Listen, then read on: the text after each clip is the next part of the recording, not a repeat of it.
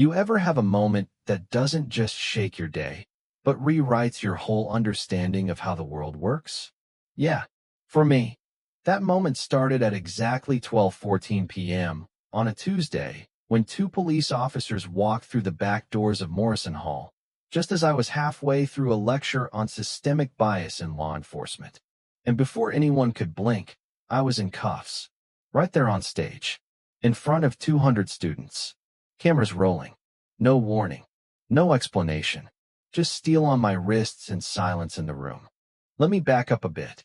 My name is Naomi Fields. Or at least that's what most people knew me by that day. I was invited to Morrison University as a guest lecturer, though the students didn't know much more than that. To them, I was just another educated black woman speaking calmly, firmly, about race, justice, and power. I wore a cream blouse, navy blazer, and a silver watch. No rings. No earrings. My hair was tied back in a simple twist. Clean. Professional. Me. And then the doors banged open. Two officers stepped into the hall, one tall and broad with a face like someone who's used to barking orders. Name tag, said Dunlap. The other one, Torres, younger, nervous, like he hadn't figured out whether he was a cop or still just someone playing dress-up in a uniform. Dunlap pointed right at me and said, "Step away from the podium, ma'am." My students froze. I stood still. My palms rested on the wood, heartbeat even. I looked him straight in the eye. "Is there a reason you're interrupting this session?" He didn't answer, just stepped closer. Then, "You're under arrest. Step down." Phones were already out. I heard the gasps. Heard someone whisper, "Is this real?" And I knew exactly what it looked like: a black woman being taken down in broad daylight, in front of an audience, accused of something before they even said what. I asked again, "For what charge?" "You haven't read me anything." Torres stepped up, reached for my wrist. "Turn around." I didn't fight, didn't yell. I turned, felt the cold steel bite, winced, but never broke eye contact with the room. This wasn't just about me. This was about the message they were sending to me, to those students, to anyone watching. They marched me out through the halls I'd just walked with pride, out past portraits of tenured deans who'd never been handcuffed in their lives, out past students who whispered, filmed, cried out in disbelief. I heard one voice yell, "She didn't do anything." And I hadn't. They shoved me into a squad car parked halfway up the sidewalk. Torres held up a plastic bag with some white powder inside. "Found this in your bag." I looked at it, looked at him, said quietly, "That wasn't there a minute ago." He smirked. "You sure about that?" I didn't answer. I didn't need to. But inside, my mind had already switched gears. I wasn't panicking. I was preparing, because they had no idea who I was. And they were about to find out. Back at the station, it was business as usual. Lazy banter, stale coffee, an intake officer who didn't even look up when he asked my name. But when he typed it in Naomi Fields, something flickered on his screen. He leaned in, then paused, called over the captain. Captain Mason. Square jaw, gray at the temples, the look of a man who's carried more than he ever admitted. The moment he saw me, he stopped cold, like something clicked. Dunlap tried to play it down, caught her with possession. Bag was in her purse. Mason didn't look at the bag. He looked at me, then at the screen, and all the blood drained from his face. "Interview 2, he said. "Not holding. Not a cell." Dunlap protested. Mason cut him off. "Do you want to keep your badge, officer?" In the room, they left me cuffed. No water. No questions. Just silence. Then a man walked in wrinkled suit, loosened tie, folder in hand. "David Keller. I'm your public defender for now. Just getting the basics."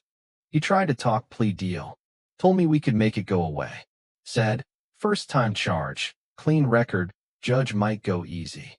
I said, "They planted it." He paused. "You sure you want to go down that road?" "I'm not pleading to a lie." He looked at me differently after that. Picked up the folder again.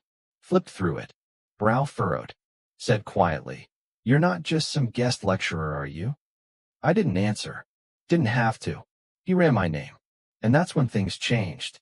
Later, in a different room, Mason came in with a file, dropped it on the table, didn't look me in the eye. "We checked her ID," he said. "She doesn't exist.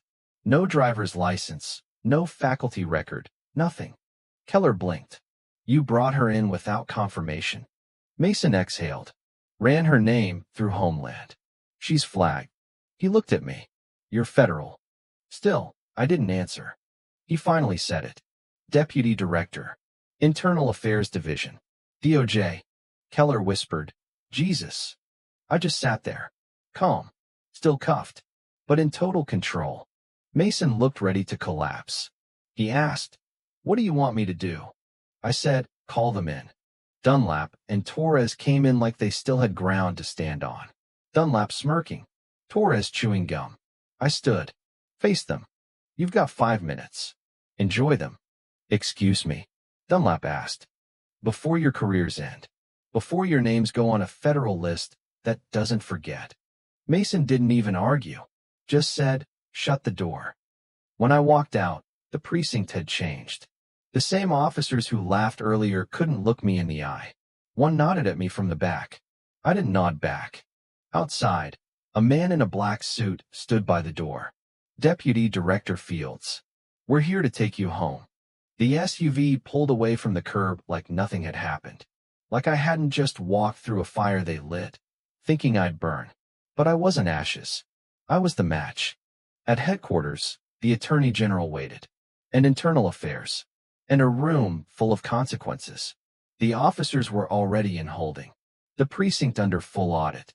The prosecutor suspended. The system exposed. The AG said, "You realize you've triggered a national scandal." I said, "Good. The people deserve to know." That night, I stood at a podium, flanked by agents. Cameras flashing. Reporters silent. I said, "Justice is not a privilege. It's a right. And I will not let it be mocked or buried or sold. Not while I still stand." Then I stepped back. No questions. No applause. Just a message sent loud and clear. This wasn't about revenge. It was about truth. And now, it was out there. Alive. Cracking walls. Bleeding daylight into places that had thrived on silence. And if they thought they could shut me up with cuffs, they forgot one thing. I make the rules. If you've ever been silenced, cornered, or underestimated, this story is yours too. Drop your thoughts below. Who do you trust in your community? Have you ever seen power misused right in front of you? Let's talk. Let's shine some daylight. And hey, don't forget to like, subscribe, and turn on notifications. Because next time, the story might be yours.